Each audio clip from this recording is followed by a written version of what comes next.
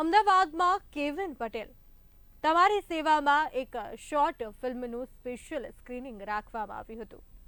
આ શોર્ટ ફિલ્મની વાર્તા એક વર્ષ પહેલા ફિલ્માવવામાં આવી હતી. આ શોર્ટ ફિલ્મમાં એક પુત્ર અને તેની માતાની વાર્તાને જીવંત કરવા માટે એક સુંદર સફર શરૂ કરવામાં આવી છે.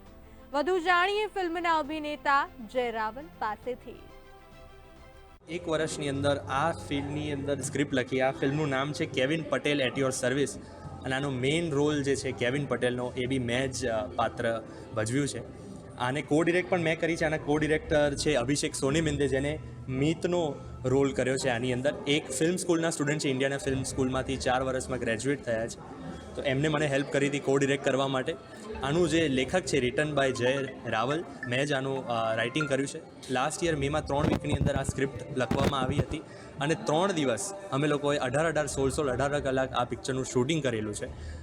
આના જે ક્રૂ વિશે વાત કરું તો રાવલ મેઇન રોલ, અભિષેક સોની મિંદે જેને મીતનો રોલ કર્યો છે, કિરીટ ઉદેશીજી જે બદ્રી કાકાનો રોલ કરે છે, જે મારા એક સાઇડ કિક છે, એમનો ફની કેરેક્ટર છે આની અંદર, પણ એક ગુડ મેસેજ કેરેક્ટર.